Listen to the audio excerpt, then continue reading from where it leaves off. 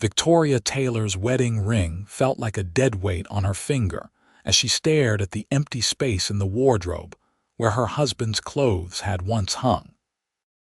The spring of 1885 in Clearwater, Arizona Territory, had brought with it more than just blooming cacti and warmer days. It had revealed the most bitter betrayal imaginable.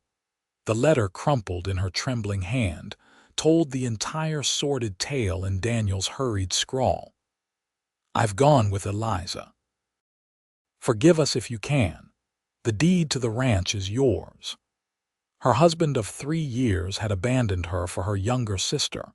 Victoria sank onto the edge of the bed, her chestnut hair falling in loose waves around her face as tears threatened to spill. The ranch house that had once felt like a home now seemed to mock her with its emptiness, the walls holding echoes of promises now broken. At 26, Victoria had never imagined she would be abandoned, left to manage a struggling cattle ranch alone. Daniel had swept into her life like a dust storm, all charm and ambition, promising her the world. Now he was gone, chasing new dreams with her sister Eliza, barely 20 years old and always the prettier of the Taylor girls. The painful irony wasn't lost on her. She had invited Eliza to stay with them after their parents' passing last winter, had comforted her sister through her grief, only to lose everything to her in return. A knock at the door startled Victoria from her thoughts. She hastily wiped her eyes, tucked the letter into her pocket, and smoothed her simple blue calico dress. Visitors were rare this far from town, and she wasn't expecting anyone. She opened the door to find a tall, broad-shouldered man standing on her porch, hat in hand. The spring sunlight caught in his sandy hair, and his face, tanned from long days under the sun, held a pair of the clearest blue eyes she had ever seen. "Mrs. Taylor." His voice was deep, with a hint of Texas in its cadence. "Yes," she answered, suddenly conscious of her tear-stained face and disheveled appearance. "Name's Dawson Wade." He twisted his worn Stetson in his hands. "I heard you might be in need of a ranch hand. Came to offer my services." Victoria frowned, confused. "I'm afraid there's been some mistake, Mr. Wade. I haven't sent word. News travels fast in these parts, madam." His expression softened with understanding. "I heard about your situation in town. Folks were talking." Heat flooded Victoria's cheeks, so the town already knew of her humiliation. Of course they did. Daniel and Eliza would have passed through Clearwater on their way to wherever they were heading. "I don't need charity, Mr. Wade," she said stiffly. Dawson's mouth quirked in a half-smile. "Not offering charity, madam. Offering fair work for fair pay." He gestured toward the corral where only 3 horses remained. "Couldn't help but notice your stock's looking thin, and roundup season's coming. One person can't manage that alone." Victoria glanced toward the vast expanse of land that stretched beyond her modest ranch house. The cattle needed moving to summer pastures soon, fences needed mending, and 100 other tasks loomed before her. Pride warred with practicality in her mind. "I can't pay much," she admitted finally. "Room and board plus what you can spare would suffice," he said. "I'm between jobs and heading north eventually, but I could stay through the summer." Victoria studied him more carefully. His clothes were worn but clean, his stance confident but not threatening. There was something in his direct gaze that suggested honesty, a commodity she had recently discovered was rarer than she'd believed. "Can you handle cattle?" she asked. "Been doing it since I was 12, madam." "And you're willing to take orders from a woman?" A genuine smile spread across his face. "Spent 4 years taking orders from my sister when our pa died. She ran our family spread in Texas till she married. Best boss I ever had." Victoria hesitated only a moment longer. "There's a bunkhouse around back." "It's not much, but it's yours if you want it." "Thank you, Mrs. Taylor. I'll earn my keep, you have my word." As he turned to retrieve his horse tethered nearby, Victoria called after him, "Mr. Wade, what exactly did you hear in town?" Dawson paused, his expression growing serious. "That your husband left with your sister 3 days ago. That he sold most of your cattle before leaving, but at least had the decency to leave you the ranch." His jaw tightened. "Begging your pardon, Mrs. Taylor, but a man who'd do such a thing doesn't deserve a second thought from you." Before she could respond, he added quietly, "His betrayal is my opportunity to prove not all men break their promises." Victoria watched him lead his horse toward the bunkhouse, unsure whether to be comforted or concerned by his forthrightness. One thing was certain: Dawson Wade had arrived precisely when she needed help the most, and for now, that would have to be enough. The first weeks were awkward as Victoria and Dawson established a working relationship. She had never managed men before, that had always been Daniel's domain, but Dawson made it easy, respecting her authority while gently suggesting improvements when needed. One morning in late April, Victoria stood on the porch watching Dawson mend the corral fence.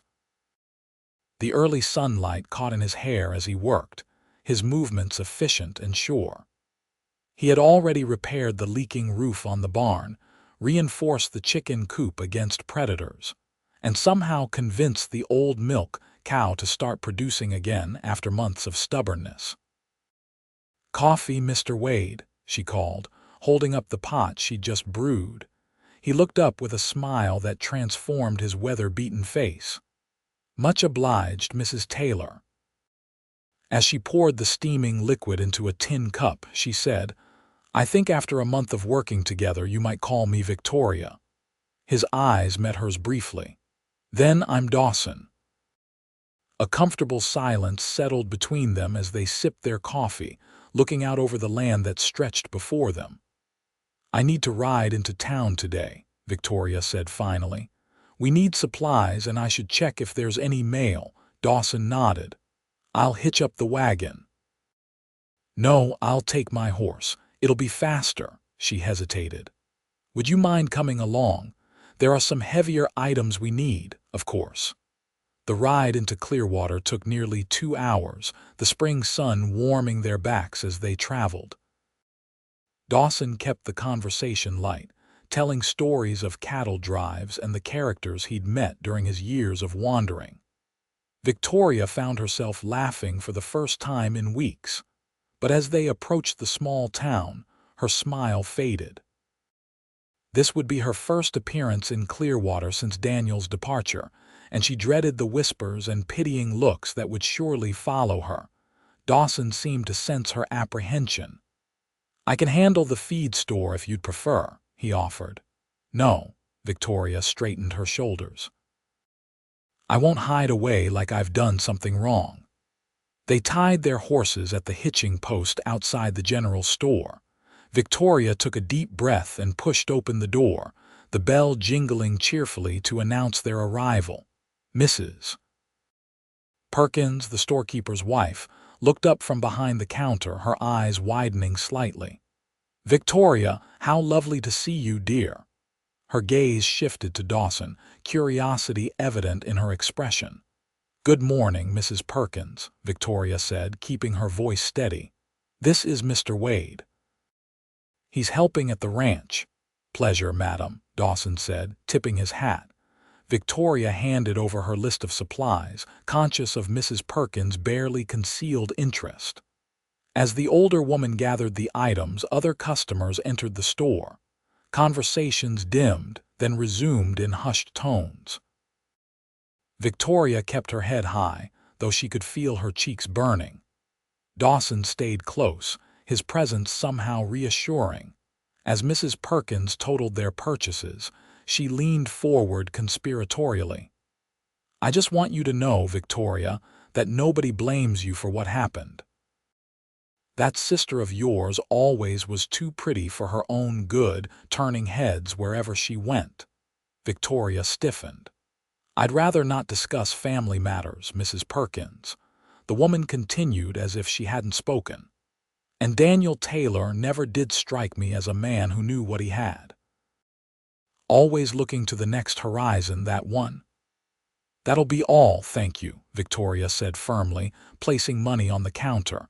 As they gathered their purchases, the door opened again and Sheriff Miller entered. He nodded to them. Mrs. Taylor, Mr. Wade. Victoria was surprised he knew Dawson's name, but then remembered how quickly news traveled in small towns. Sheriff, they both acknowledged. Might have a word before you head back to your place, the lawman asked. Once outside, Sheriff Miller led them to his office across the street. Got some news you should know, he said, closing the door behind them. Your husband and sister were spotted in Tucson last week. Victoria's heart raced. I don't see how that concerns me. Ordinarily it wouldn't, the sheriff agreed. But it seems they're telling folks they own your ranch and plan to sell it to finance a move to California. What? Victoria gasped. That's impossible. I have the deed, which is why I wanted to warn you. Might want to have your paperwork in order just in case. Daniel's been known to cut corners when it suits him. Dawson spoke up, his voice hard. You're saying he might have forged documents, Sheriff Miller shrugged. I'm saying that man's always been slippery as an eel. Best be prepared. On the ride home, Victoria was silent, her mind racing. Could Daniel have somehow tricked her? The deed seemed legitimate, but she was no expert in legal matters. We'll check the paperwork when we get back, Dawson assured her. And if there's any question, we'll ride to the county seat and have it verified. Victoria looked at him, grateful for his steady presence. Thank you.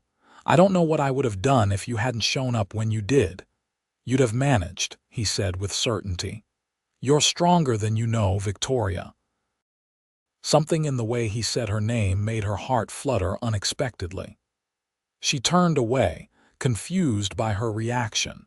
Back at the ranch, they carefully examined the deed Daniel had left. It appeared genuine, with the proper seals and signatures. This looks legitimate to me, Dawson said, but I'm no lawyer. Might be worth a trip to Prescott to be certain. Victoria nodded, then suddenly remembered something. Wait, there's a lockbox Daniel kept. It might have other documents. She found the small metal box in Daniel's desk drawer and opened it with the key she kept on a chain around her neck. Inside were various papers.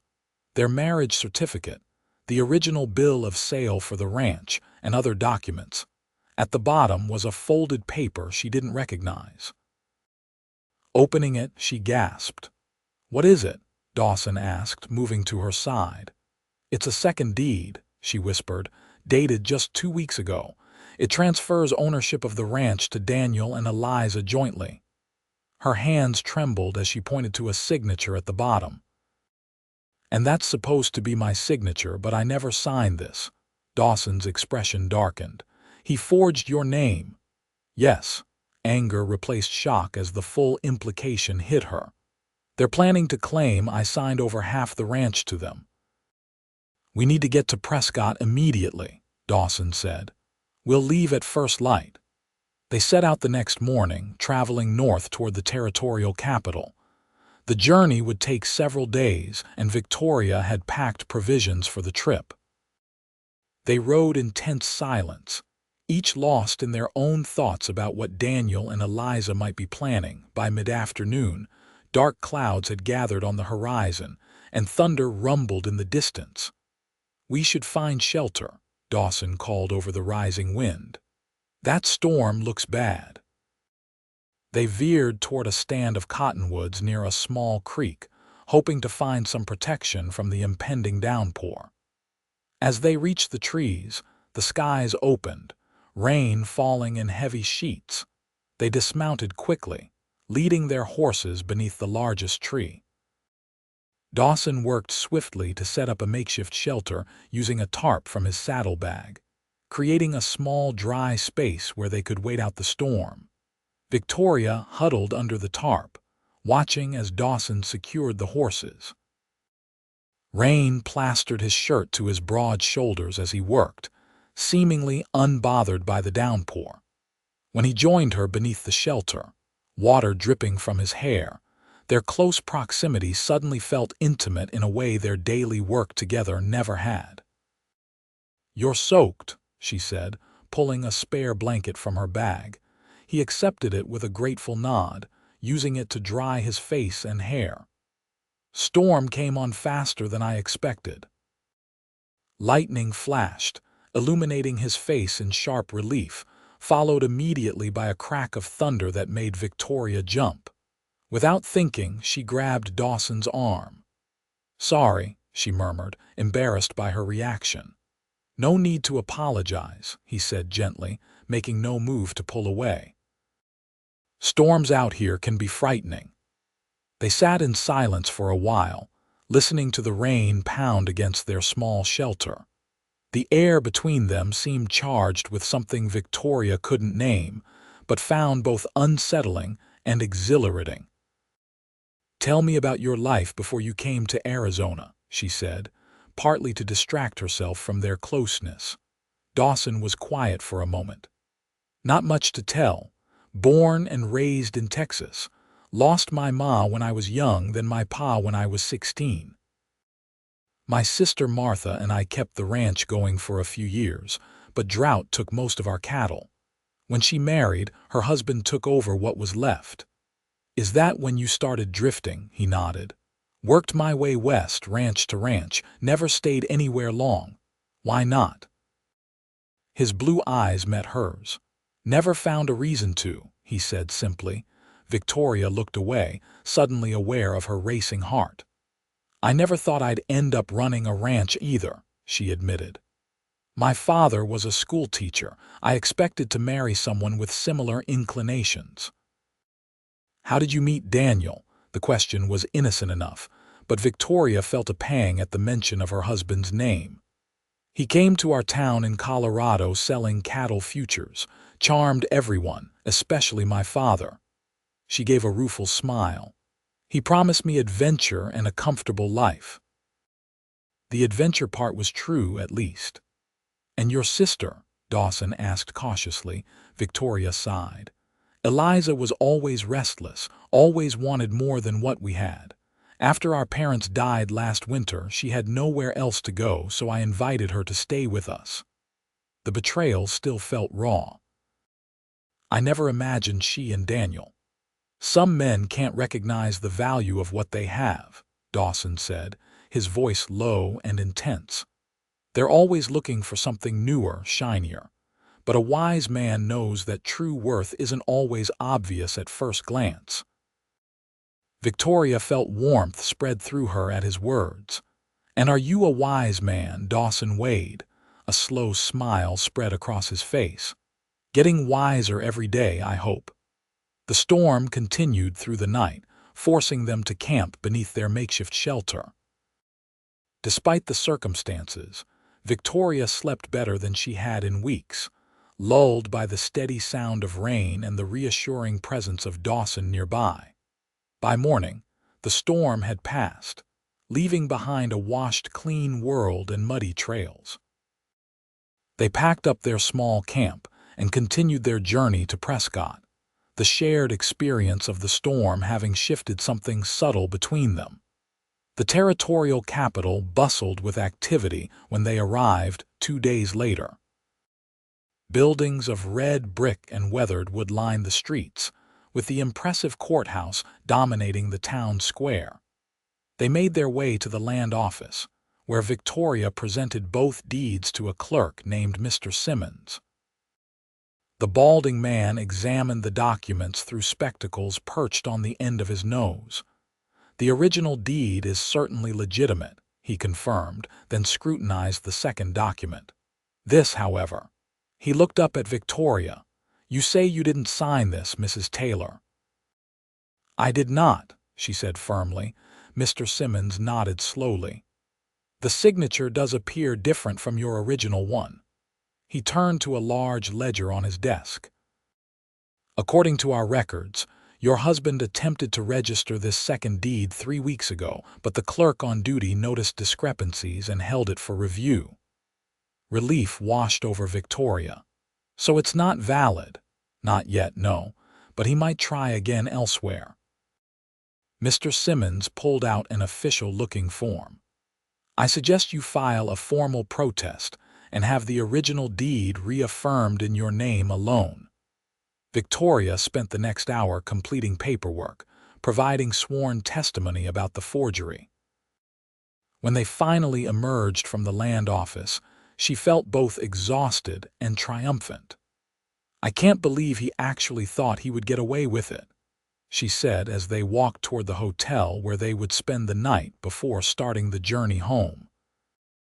Men like Daniel think rules don't apply to them, Dawson replied, his expression grim. But at least now you're protected legally. They secured rooms at a modest hotel and agreed to meet for dinner. Victoria took advantage of the rare luxury of a proper bath, washing away the dust of travel and the lingering sense of vulnerability that had plagued her since discovering Daniel's deception. When she joined Dawson in the hotel's small dining room, wearing her one good dress that she'd packed just in case, she was struck by how different he looked cleaned up, his hair still damp from his own bath, wearing a fresh shirt. "You look lovely," he said as she approached, standing until she was seated. Victoria felt a blush warm her cheeks. "Thank you. It's nice to feel civilized again after days on the trail." Their dinner conversation flowed easily, touching on their childhoods, books they'd read, and dreams they'd harbored. Victoria found herself laughing at Dawson's dry humor and thoughtful observations. "I never asked why you were heading north when you stopped at my ranch," she said as they lingered over coffee. A shadow passed over Dawson's face. "I received word that my sister's husband died suddenly. I'm going to help her with their ranch in Montana." "Oh, I'm sorry about your brother-in-law," Victoria said, reaching across the table to touch his hand briefly. "Thank you. I didn't know him well, but Martha loved him." He hesitated. "I should have left already, but you stayed to help me instead," Victoria finished for him. Guilt washed over her.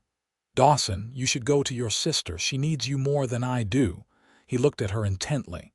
"I sent word that I'd be delayed. Martha understood." His hand turned to capture hers. "I couldn't leave you to face this alone, Victoria." The warmth of his touch and the sincerity in his eyes made her breath catch.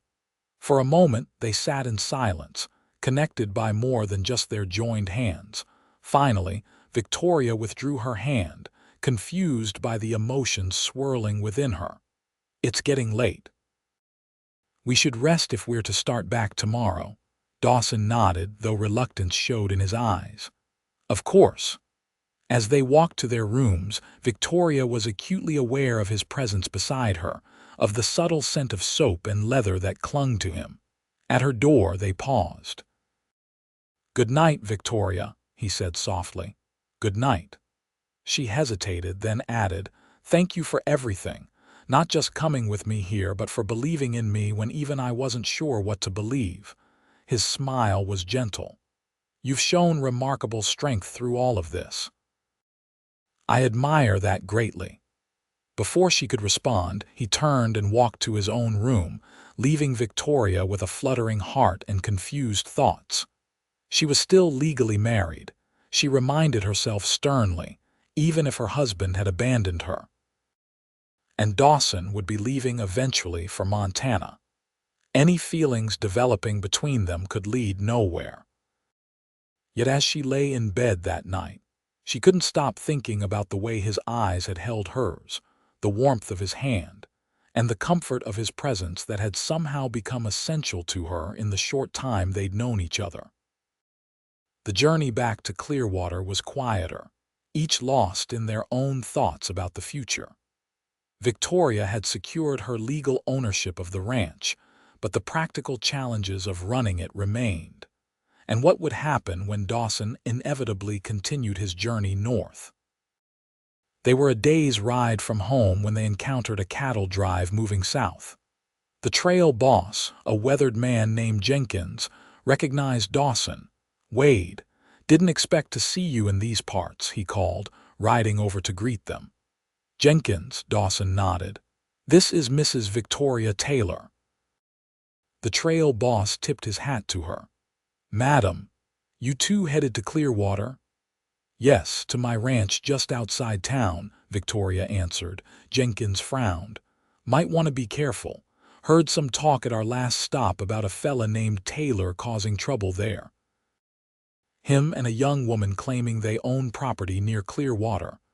Victoria exchanged a worried glance with Dawson. "My husband and sister," she explained. "They're making false claims about my ranch." Jenkins shook his head. "Well, they were asking about hiring men to reclaim what's theirs. Offering good money, too." Alarm shot through Victoria. "They're trying to force me out." "Sounds that way, madam. Thought you should know." After parting from the cattle drive, Victoria and Dawson pushed their horses harder, anxious to reach the ranch before Daniel and Eliza could cause more trouble. "What if they're already there?" Victoria asked as they rode. "What if they've taken over while we were gone?" "We'll handle it," Dawson assured her. "We have the law on our side now." They reached the ranch just before sunset the following day. Everything looked peaceful, the chickens scratching in the yard, smoke rising from the chimney of the main house. Victoria frowned. "Someone's inside." Dawson dismounted, his hand moving to the revolver at his hip. "Stay behind me." They approached the house cautiously. As they reached the porch, the door swung open, revealing a young woman with honey blonde hair and Victoria's green eyes. "Eliza," Victoria breathed, shock and anger warring within her. "Hello, sister," Eliza said coolly. "We've been waiting for you." Daniel appeared behind her, his once familiar face now set in lines of determination that Victoria had never seen during their marriage. "Victoria, I see you found yourself a new man already."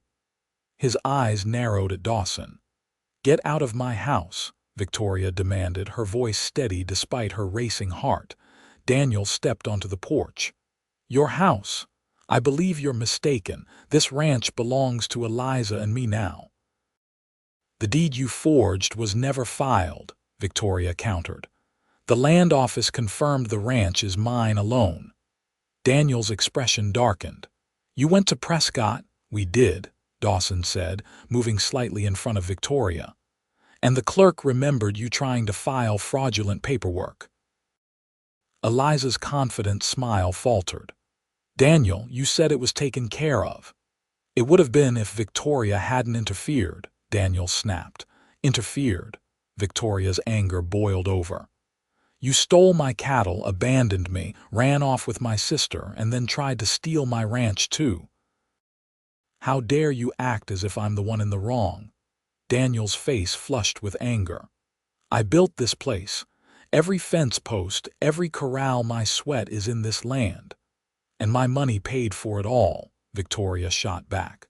"My inheritance from our grandparents that you were so eager to invest." Eliza stepped forward. "Victoria, be reasonable.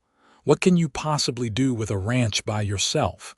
Daniel and I can make this place profitable." "I'm not by myself," Victoria said, glancing at Dawson. "And I've managed quite well without either of you." Daniel's gaze shifted to Dawson, contempt evident in his expression. "Hired help isn't the same as family, Victoria. This drifter will be gone with the next wind that blows through." Dawson's voice was dangerously quiet. "I suggest you both leave, now. Or what?" Daniel challenged, his hand moving to his own gun. The tension crackled between them until Eliza placed a hand on Daniel's arm. "Daniel, not like this. There are other ways." For a moment, Victoria thought her husband might draw his weapon anyway, but finally, he nodded stiffly. "This isn't over," he warned, looking at Victoria. You can't run this place alone, and sooner or later you'll be begging us to take it off your hands." "Never," Victoria said firmly. With a last venomous glance at Dawson, Daniel stormed past them to where two horses were tethered. Eliza hesitated, something like regret flickering in her eyes. "I never meant to hurt you, Victoria," she said quietly. Victoria looked at her sister, the girl she had helped raise after their mother died, who she had taught to read and sew and bake. "But you did hurt me, Eliza." "In the worst possible way." Eliza lowered her eyes. "Daniel said you didn't love him anymore, that you were just going through the motions. He said you'd be happier without the burden of the ranch and a husband you didn't want." Victoria shook her head in disbelief. "And you believed him?" "Eliza, I worked alongside him every day trying to build a future for us. If anyone was going through the motions, it was Daniel."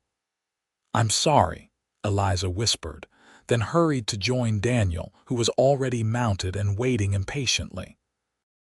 Victoria and Dawson watched them ride away, the dust from their horses' hooves settling in the evening light. "They'll be back," Dawson said grimly. "Men like Daniel don't give up easily when their pride is wounded." Victoria nodded, suddenly exhausted. "I know. But for tonight, I just want to reclaim my home." They entered the house to find evidence of Daniel and Eliza's brief occupation: dirty dishes in the sink. Victoria's things moved to make room for Eliza's belongings. Daniel's pipe on the mantel where it had always sat during their marriage. Victoria moved through the rooms, straightening, reclaiming, erasing their presence. When she reached the bedroom, she found the bed unmade, a hairpin that wasn't hers on the floor beside it. The evidence of their intimacy in her own bed was the final straw. She sank to the floor, tears she had held back for weeks finally breaking free. Dawson found her there moments later, and without a word he knelt beside her, gathering her into his arms. Victoria clung to him, drawing strength from his solid presence. "I hate them," she sobbed against his chest. "I hate them both for making me feel this way." "You have every right," he murmured, his hand stroking her back soothingly. "But don't let that hatred consume you. You're better than both of them combined." Eventually, her tears subsided and she became aware of their closeness, of Dawson's heartbeat beneath her cheek and the gentle way he held her. "I'm sorry," she said, pulling away slightly. "Don't be," he replied, reaching up to brush a tear from her cheek with his thumb. The tender gesture sent warmth spreading through her despite her emotional exhaustion. Their eyes met, and for a breathless moment, Victoria thought he might kiss her. Instead, he helped her to her feet. "You should rest," he said gently. "I'll keep watch tonight, just in case they decide to return." Victoria nodded gratefully, though part of her longed for him to stay, to continue holding her through the night. "Thank you, Dawson," she said softly. "For everything." His smile was warm but tinged with something she couldn't quite name: regret, perhaps, or restraint. "Get some sleep, Victoria. Tomorrow's a new day." In the days that followed, they fell back into their routine of working the ranch, though now there was a new vigilance to their days.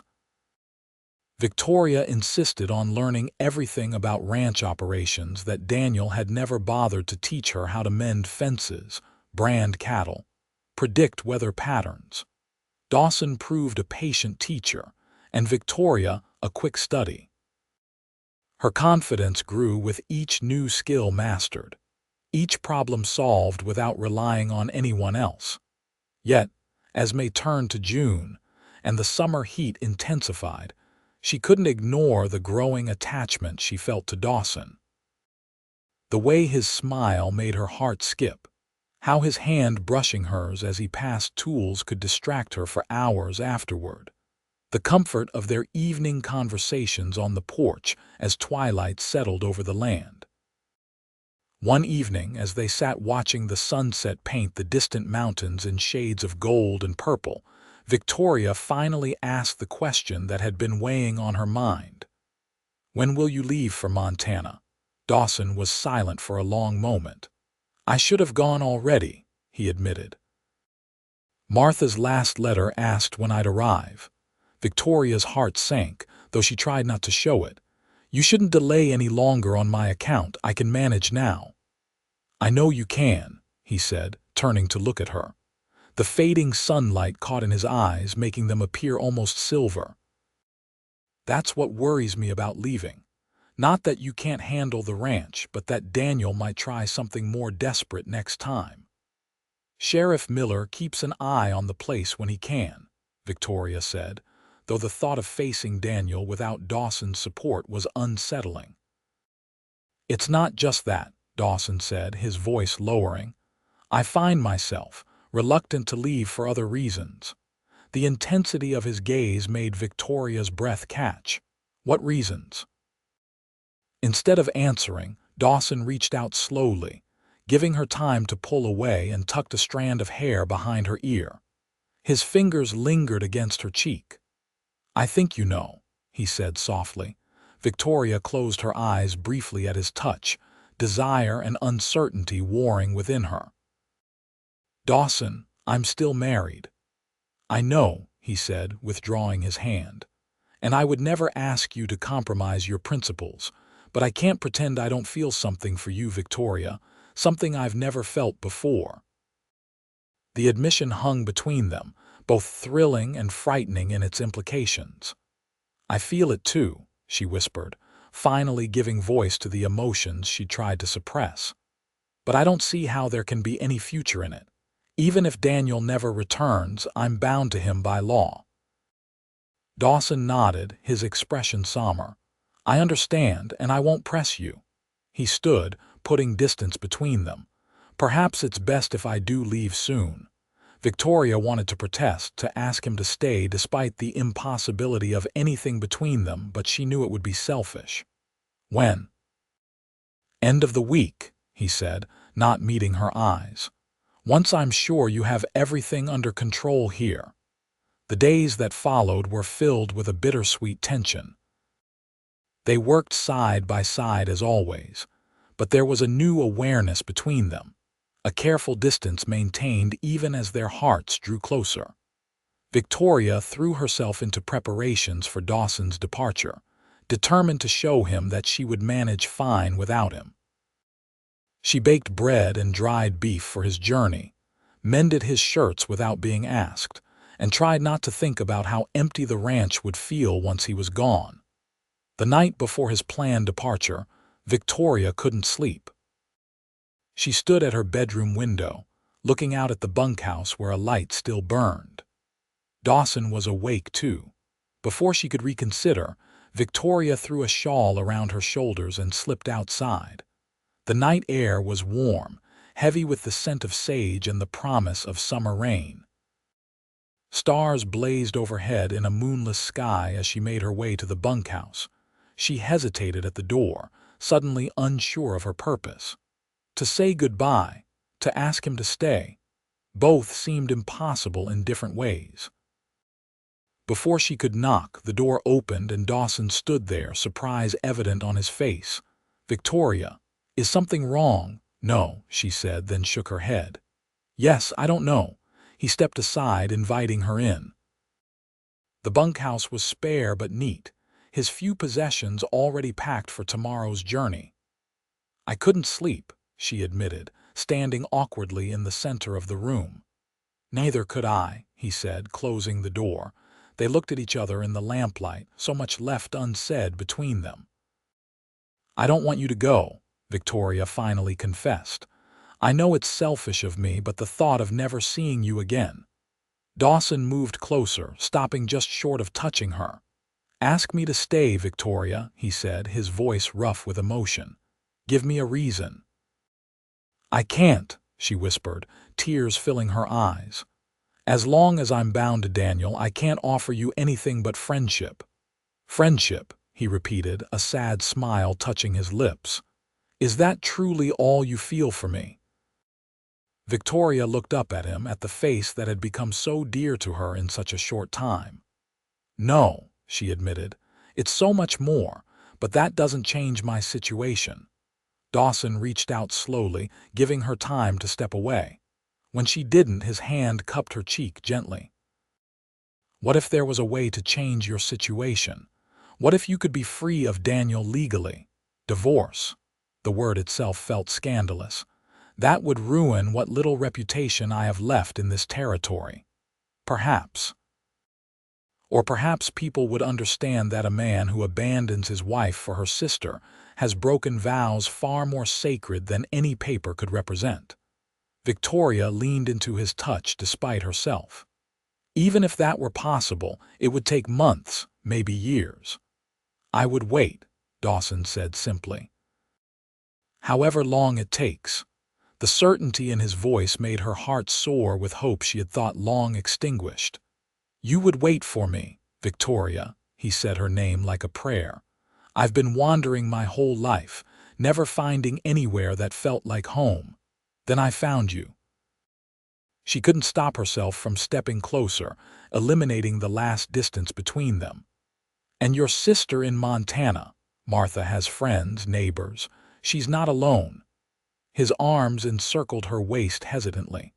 I'll send word that I'm staying here if you want me to. I do, Victoria whispered, looking up at him.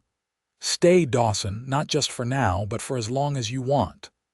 The kiss, when it came, was gentle at first, a question, a possibility.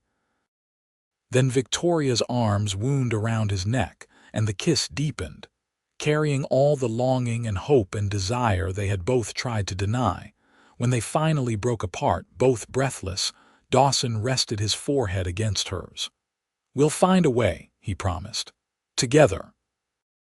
Victoria returned to the main house before dawn, their unspoken agreement to maintain propriety despite the feelings they had finally acknowledged. The next day, Dawson didn't leave as planned.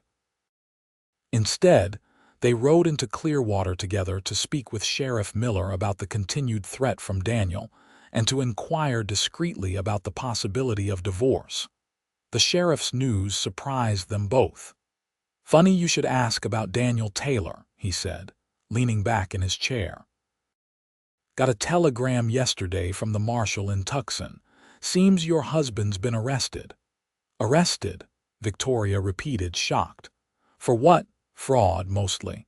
Apparently, he's been selling non-existent cattle futures to investors across 3 territories. Sheriff Miller shook his head. They've been tracking him for months. Your sister's not implicated, far as I know.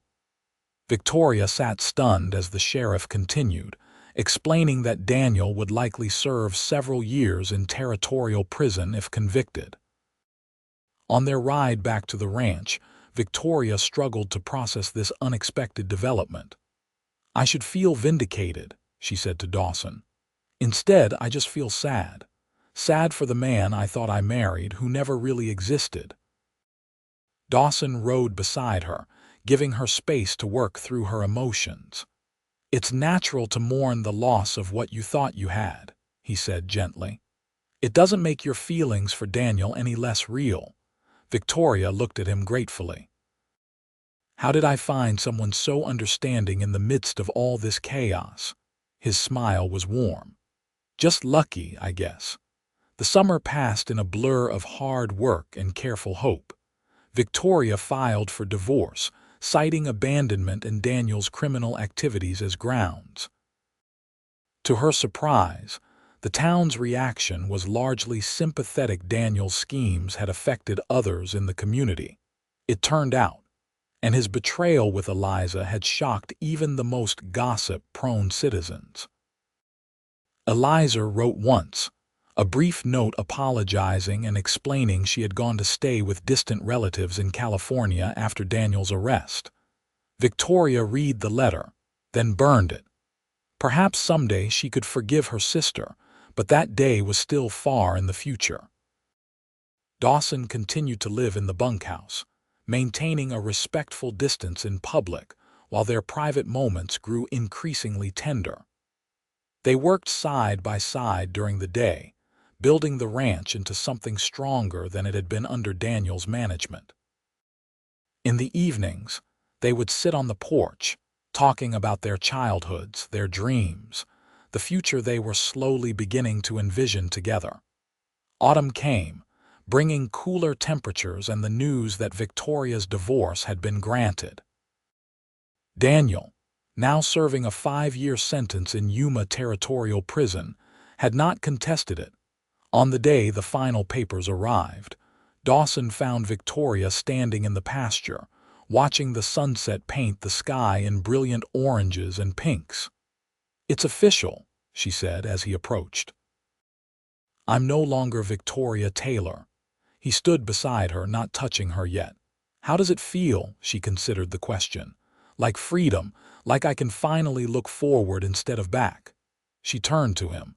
"Like I can finally begin a new chapter." Dawson took her hand, his expression serious. "I'd like to be part of that chapter if you'll have me." Victoria smiled, squeezing his hand. "I thought that was already decided." "Not officially," he said, reaching into his pocket with his free hand. He withdrew a small object that caught the fading sunlight, a ring, simple but beautiful, with a small turquoise stone. Victoria's breath caught as Dawson knelt before her. "Victoria," he said, looking up at her with those clear blue eyes that had become her anchor through the storm of the past months. "I've loved you since that first day on your porch when you stood tall despite your heartbreak. I've loved your strength, your kindness, your determination. I want to build a life with you if you'll do me the honor of becoming my wife." Tears of joy filled Victoria's eyes as she nodded. "Yes," she whispered. "Yes, Dawson Wade, I will marry you." He slipped the ring onto her finger, then stood and pulled her into his arms, sealing their promise with a kiss that held all the passion and tenderness of new beginnings. They were married in Clearwater's small church 2 weeks later, a simple ceremony attended by the few friends they had made in the community. Sheriff Miller gave the bride away, and Mrs. Perkins from the general store wept happily in the front pew. As they exchanged vows, Victoria looked into Dawson's eyes and saw her future reflected there, a future built on mutual respect, shared dreams, and the kind of love that grows stronger through adversity. That night, as she lay in Dawson's arms in what was now their shared bedroom, Victoria marveled at the twists of fate that had brought them together. "I never thought I could be this happy again," she whispered against his chest. Dawson's arms tightened around her. "I never thought I'd find a home," he admitted. "Not just a place, but a person who makes everywhere feel right." Victoria lifted her head to look at him in the soft moonlight streaming through the window. "We've only just begun," she said. "There will be hard times ahead, droughts, harsh winters, all the challenges of ranch life." "I know," he said, smiling, "and I can't wait to face them together." As winter settled over the Arizona territory, bringing rare snow to the high desert, Victoria and Dawson Wade worked to strengthen both their ranch and their marriage. They added new cattle to replace those Daniel had sold, repaired buildings long neglected, and began to make plans for expanding in the spring. Letters arrived from Dawson's sister Martha, first expressing surprise at his sudden marriage, then warm congratulations once she understood the circumstances. She promised to visit when the weather improved, bringing her 2 children to meet their new aunt. Christmas brought a simple celebration in their small home, decorated with pine boughs and candles. They exchanged modest gifts, a new hat Victoria had ordered from a catalog for Dawson, a beautiful leather-bound journal from Dawson to Victoria. "I have something else for you," Victoria said shyly as they sat before the fire that night. "Something I only just discovered myself." Dawson looked at her curiously. "What is it?" Victoria took his hand and placed it gently on her still flat stomach. "By next Christmas, we'll be 3 instead of 2. Joy and wonder transformed Dawson's face as he realized what she was telling him. "A baby, "You're certain?" Victoria nodded, her own happiness reflected in his expression. "Dr. Wilson confirmed it yesterday when I went into town. He says everything looks healthy." Dawson gathered her into his arms, laughing with pure delight. "I've never had a real family before," he said, his voice thick with emotion. "Now I'll have both a wife and a child." "The first of many, I hope," Victoria said, nestling against him. "As many as you want," he promised, kissing the top of her head. Spring arrived, bringing new life to the land and to the Wade household. Victoria's pregnancy progressed smoothly, her body changing as the new ranch grass grew green and strong. Dawson hovered protectively, insisting she rest more and let him handle the heavier chores. "I'm pregnant, not made of glass," Victoria protested one afternoon as Dawson took a bucket from her hands. He grinned unrepentantly. "Humor me. I've never had a pregnant wife before." "And I've never been a pregnant wife before," she countered.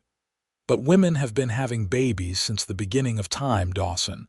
I'm perfectly capable of carrying water." Despite her protests, Victoria secretly cherished his concern, so different from Daniel's indifference to her well-being during their marriage. In late April, Martha Wade Bennett arrived from Montana with her 2 children, 10-year-old James and 8-year-old Sarah. The family reunion filled the ranch house with laughter and stories, as Martha and Dawson reconnected, and Victoria formed an immediate bond with her new sister-in-law. "I've never seen my brother so happy," Martha confided one evening as they prepared dinner while Dawson showed the children the new foals in the barn. "He was always restless, always moving on. You've given him roots." Victoria smiled, one hand resting on her growing belly. "He's given me courage when I needed it most.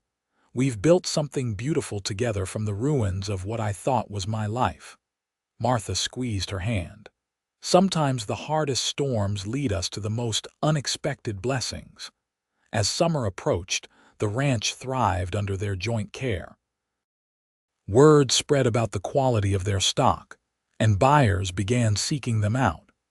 Victoria maintained the account books with meticulous care, while Dawson's natural skill with horses and cattle ensured their livestock fetched top prices. On a sweltering July evening, Victoria gave birth to a son after a difficult but ultimately successful labor. Dawson paced anxiously outside their bedroom as Dr. Wilson and a local midwife attended to Victoria, coming in only when the baby's first cries pierced the air. The look of wonder on his face as he held his son for the first time brought tears to Victoria's eyes. "Thomas Daniel Wade," she said softly. "After your father and mine." Dawson looked up, surprised. "Daniel, are you sure?" Victoria nodded. "Despite everything, he was part of my journey to you. And I want our son to know that good can come from difficult beginnings." Dawson leaned down to kiss her, their son cradled between them. "You are extraordinary, Victoria Wade." The years that followed brought both challenges and joys to the Wade family. The ranch weathered droughts and harsh winters, but careful management and hard work saw them through. Their reputation for fair dealing and quality livestock spread throughout the territory, bringing prosperity and security. Thomas grew into a strong, curious boy with his mother's green eyes and his father's sandy hair. He was joined 2 years later by a sister, Elizabeth Martha, named for Victoria's mother and Dawson's sister. Victoria sometimes thought about Daniel, wondering what had become of him after his release from prison. Occasional rumors reached them that he had gone to California, that he had tried his hand at mining in Colorado, but he never returned to Clearwater. Eliza wrote once more, a brief letter announcing her marriage to a shopkeeper in San Francisco. Victoria replied with formal congratulations, but made no mention of visiting or renewing their sisterly relationship. Some wounds, she had learned, Needed more than time to heal, they required acknowledgement and genuine remorse that Eliza seemed incapable of offering. One evening, as they celebrated their 10th wedding anniversary with a quiet dinner after the children had gone to bed, Victoria reflected on the twisting path that had led her to this moment. If Daniel hadn't left, she mused, I would never have known what it truly means to be loved. To be respected as a partner, not just tolerated as a wife. Dawson reached across the table to take her hand, his touch still sending warmth through her after all these years. His betrayal was my opportunity, he said, echoing the words he had spoken on that first day at her ranch. The best opportunity of my life. Victoria smiled, thinking of their thriving ranch, their beautiful children, and the love that had only deepened with time and trials. Who would have thought that the worst moment of my life would lead to the best years I could imagine?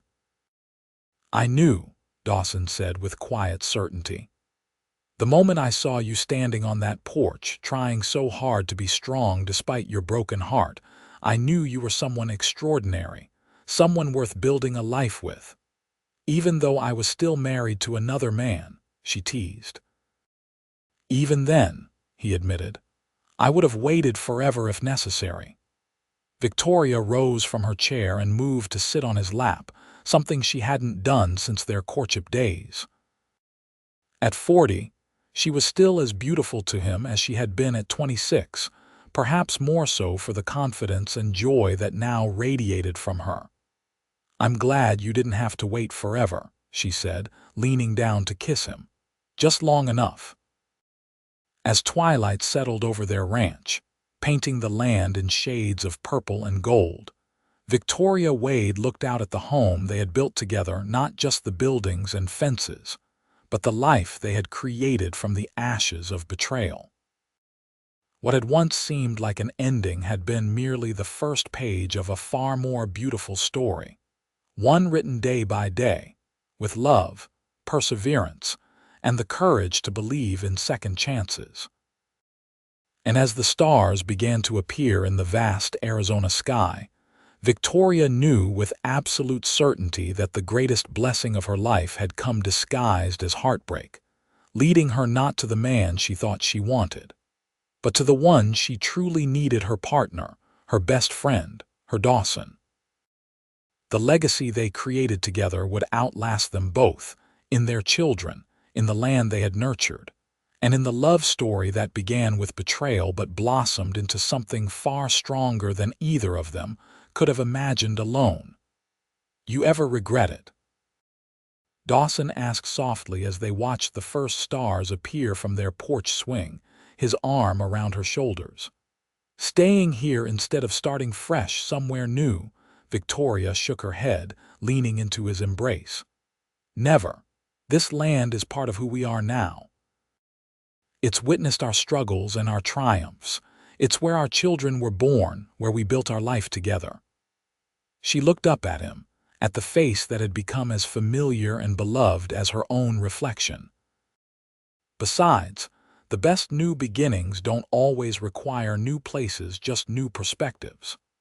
Dawson's kiss was as tender as it had been on their wedding day, a promise renewed with each passing year. To new perspectives, then, he murmured against her lips, and to the betrayal that brought me the greatest happiness of my life. As night settled fully over their ranch, Victoria Wade knew she had found not just love, but a true partnership, one built on respect, trust, and the kind of deep understanding that comes only when two people face adversity together and emerge stronger for it. What had once been a story of heartbreak had transformed into one of redemption and joy, proving that sometimes the most painful endings can lead to the most beautiful beginnings.